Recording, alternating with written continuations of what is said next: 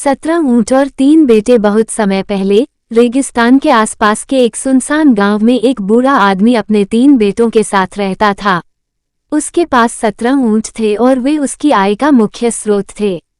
वह रेगिस्तान में शिपिंग के साधन के रूप में ऊंटों को किराए पर देता था। एक दिन उसकी मृत्यु हो गई। उसने अपनी संपत्ति अपने 3 बेटों के लिए छोड़कर एक वसीयत छोड़ी थी। अंतिम संस्कार और अन्य दायित्व समाप्त होने के बाद तीनों बेटों ने वसीयत पढ़ी।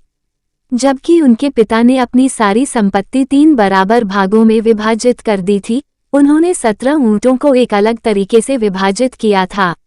उन्हें तीनों के बीच समान रूप से साझा नहीं किया गया क्योंकि 17 एक विषम संख्या और एक अभाज्य संख्या है जिसे विभाजित नहीं किया जा सकता है।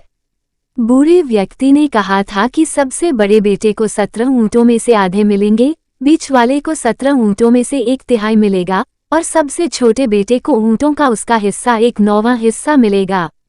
वसीयत पढ़कर सभी दंग रह गए और एक दूसरे से सवाल करने लगे कि वसीयत में बताए गए 17 ऊंटों को कैसे बांटा जाए। 17 ऊंटों को बांटना और उनमें से आधे ऊंटों को सबसे बड़े को देना संभव नहीं है। ऊंटों को दूसरे 2 बेटों में बांटना भी संभव नहीं है। उन्होंने वसीयत में बताए गए ऊंटों को बांटने के तरीके के बारे में सोचने में कई दिन बिताए, लेकिन किसी को भी इसका जवाब नहीं मिल पाया। आखिरकार वे इस मुद्दे को अपने गांव के बुद्धिमान व्यक्ति के पास ले गए।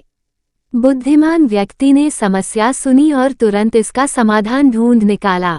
उसने उनसे सभी 17 ऊंटों को अपने पास लाने को कहा। बेटे ऊंटों को बुद्धिमान व्यक्ति के यहाँ ले आए। बुद्धिमान व्यक्ति ने अपने पास मौजूद एक ऊंट को जोड़ा और ऊंटों की कुल संख्या 18 कर दी। अब उसने पहले बेटे से वसीयत पढ़ने को कहा। वसीयत के अनुसार सबसे बड़े बेटे को आधे ऊंट मिले, जो अब 18 डिवाइडेड बाय 2 = 9 ऊंट हुए। सबसे बड़े बेटे को उसके हिस्से के रूप में 9 ऊंट मिले।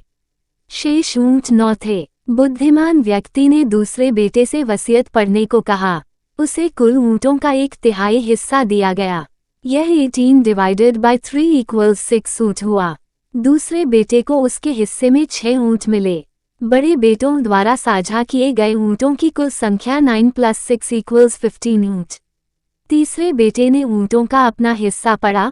ऊंटों की कुल संख्या का 1/9वां हिस्सा 18 डिवाइडेड बाय 9 = 2 ऊंट। सबसे छोटे बेटे को उसके हिस्से में 2 ऊंट मिले। कुल मिलाकर भाइयों ने 9 + 6 + 2 ऊंट बांटे, जो 17 ऊंट हुए। अब बुद्धिमान व्यक्ति द्वारा जोड़ा गया एक ऊंट वापस ले लिया गया। बुद्धिमान व्यक्ति ने अपनी बुद्धि से इस समस्या को चतुराई से हल किया। बुद्धिमानी किसी मुद्दे को हल करने के लिए एक सामान्य आधार खोजने के अलावा और कुछ नहीं है। संक्षेप में, हर समस्या का समाधान होता है।